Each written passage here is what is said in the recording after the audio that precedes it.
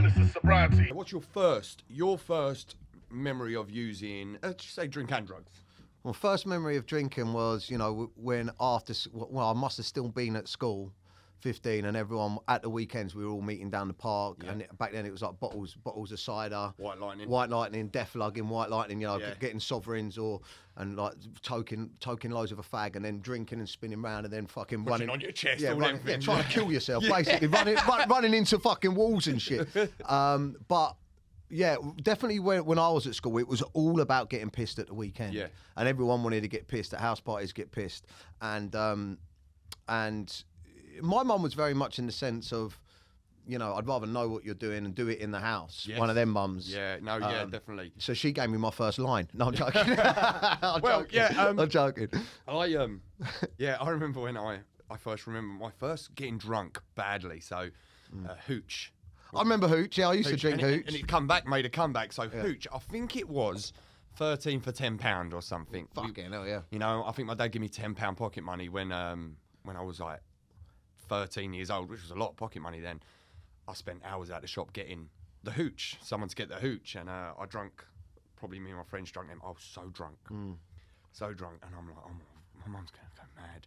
So this is my excuse, and she didn't believe it, and you'll know why. So I've gone home extremely drunk at the age of 13. Oh, Mum, what the fuck's wrong with you? You're drunk.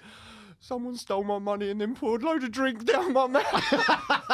Oh, mate, honestly. And we used to think them stories were that was smoking, eating grass and stuff like that. But yeah, even though I was aware that my mum used to party and rave, it was no-go.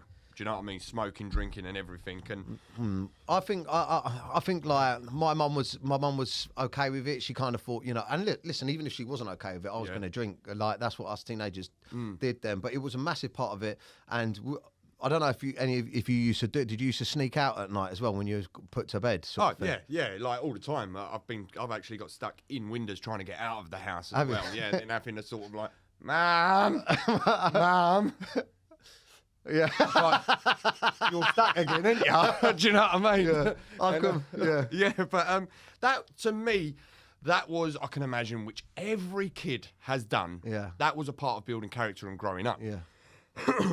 And then what a lot of our friends have done is stopped it. When did you realise that you drunk or done drugs different to your friends? Was this in school, college? No, I don't. The weird thing for me, Kirk, and we're very different in regards to our addictions and stuff like that. Like when we spoke about your story, I mean, I looked at how much you were using and how intense it got for you, and it scared the life out of me. And I think that you were cocaine dependent. Yes. Do you know what I mean? Yes. And alcohol dependent. Now I wasn't drink or alcohol dependent. Well, I didn't think I was, because I could go Monday, Tuesday, Wednesday without it. Yeah. But like you said to me, the sesh gremlin would come in Wednesday, and then I was like, I felt like I deserved to get smashed at the weekend. Yeah. Whether things had gone good or bad, I deserved to get smashed at the weekend. And that was ever since I was 15, 16 years old. And cocaine is just part of that. Yeah. And for me, it was just part of it. Come hand in hand with it. Some weekends it would happen, some weekends it didn't. But if it did, it whatever. And the hangover and the fallout and the fucking mental breakdowns and everything was just part and parcel of life. Yeah, definitely. Yeah, and, And I'm glad that we've had a talk two different sides of addiction, because a lot of people, if they're not using like I used to, they say, well, I haven't got a problem because I ain't like Kirk who's using every day. And I'm so glad that someone of you wasn't drinking drugs. Still look at it as a problem. Yeah, but it really affected your life. And if people think, well, I can get on it on the weekends and not on the week. But I'm so glad that is, because there's so many different forms of addiction. I wasn't an alcoholic, but if I did drink, I drank alcoholically. Yeah. And what I learned that means is I would hide drink, even if there was no reason to hide it. Yeah. I'd drink a bottle of wine to go to bed. Yeah. My ex at the time would have a bottle of wine in the fridge, and I'm like, I'm going to bed. And I would just stand at the fridge. I would be allowed to drink it, but I'm hiding it. I'm doing it. Weird, isn't it? It was weird, So I'm so glad that there's many, on your podcast, there's many different talks of addiction. So many different people can relate to.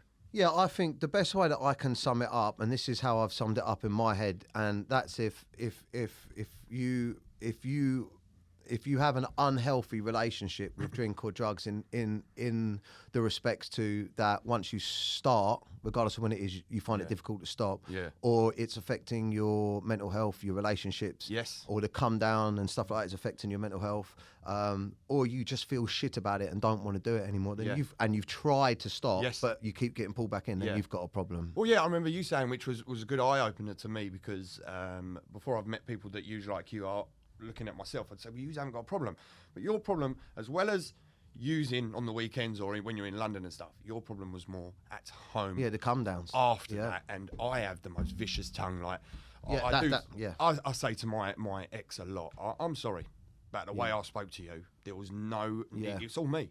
Yeah, fucking vile. Yeah. So drugs, probably, when did you realise that drink and drugs were a problem? Only about a year or two ago. And now that you was aware that they are a problem a year or two ago, how long do you reckon that was a problem before you come to terms and realised? 10, 15 years.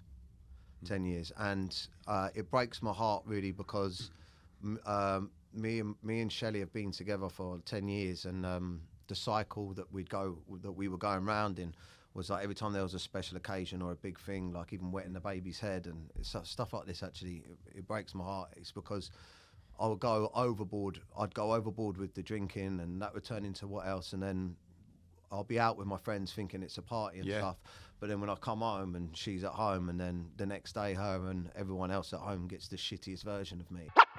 Menace is sobriety. Just a menace. Just a menace. Just a menace. Menace is sobriety.